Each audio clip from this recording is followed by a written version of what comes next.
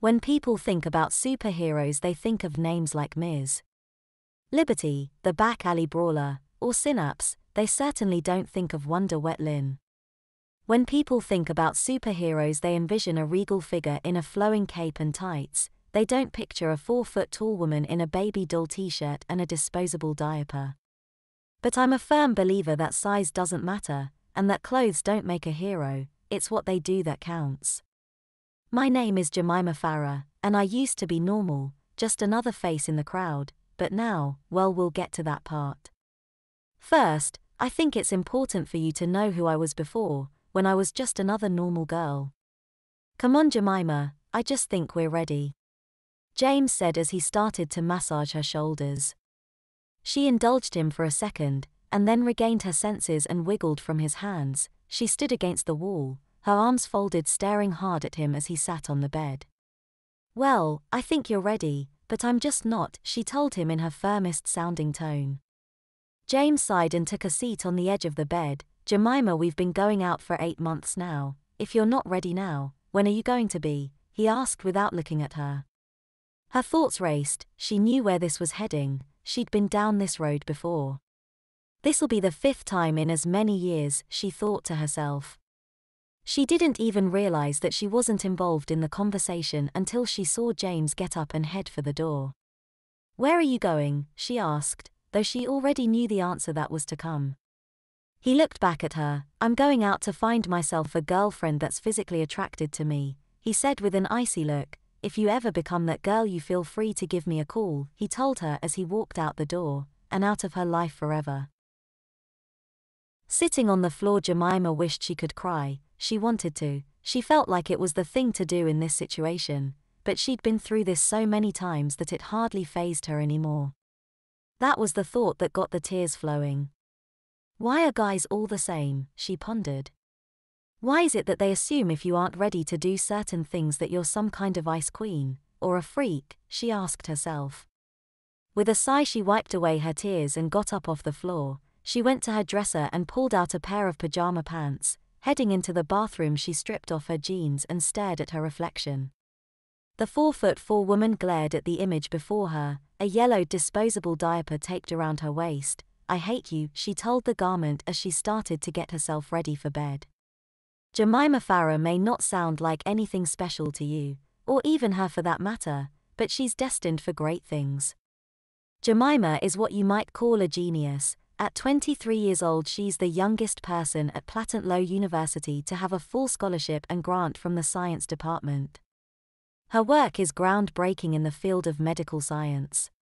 Fueled by her own incontinence, Jemima has devoted her research to developing more than just a simple treatment or aid, but a full cure.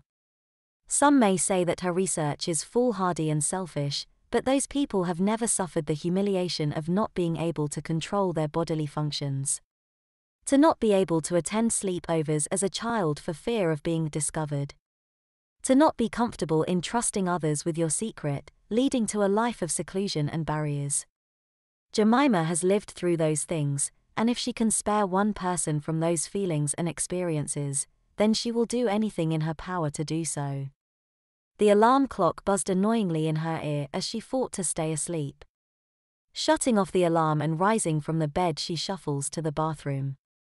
Her pants come down in the doorway, a ripping sound tears through the air and her sodden diaper plops to the floor as she climbs into the shower. Humming to herself, she steps out of the shower, tendrils of steam flowing from her body. She dries herself off and lays her changing mat on the bed. She fetches a clean diaper and some powder and expertly secures her protection for the big day ahead of her. Dressed in a black skirt and matching sweater, she ties her long blonde hair into a tight ponytail and applies a light bit of makeup before heading out to her car. Driving down the freeway to the university, her heart beats rapidly within her chest. Today is the day, she thinks to herself with a small smile of nervous anticipation. Her high heels click loudly on the linoleum as she walks down the long corridor to the auditorium where her demonstration is being held. Her eyes widen when she walks into the room and sees how full the seats are. She wasn't expecting so many people to be present today. She walked over to the podium and set her materials down before pouring herself some water. She watched the crowd as the people that had been standing and talking to one another took their seats and waited for her to begin.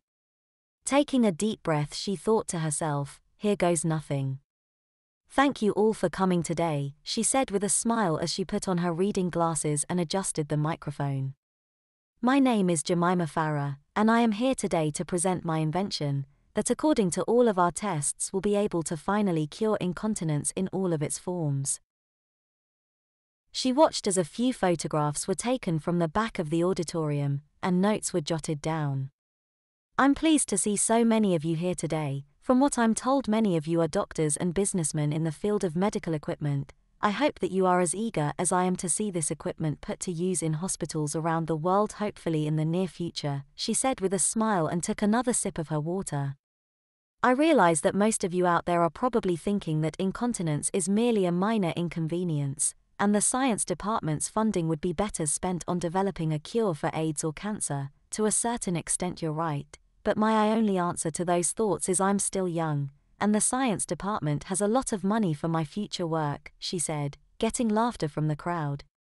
"Ladies and gentlemen, I have lived with incontinence all my life. As a result, I have led a very secluded life, not having any intimate relationships, and living in fear of my secret being discovered. My hope is that with this invention I can spare millions of people these feelings, and give them the normal and carefree lives that everyone deserves.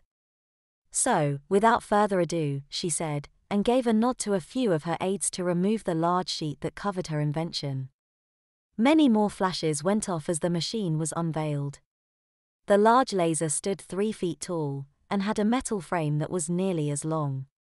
Using a small piece of crystallized sounds of mu, which we got from the university's Croatoa campus. As some of you may know, the sounds of mu are used by mystics all over the city in their rituals. We have discovered from our research that the sounds carry great healing properties. When crystallized, the effects are multiplied tenfold, she said as she watched the green crystal being placed into the machine.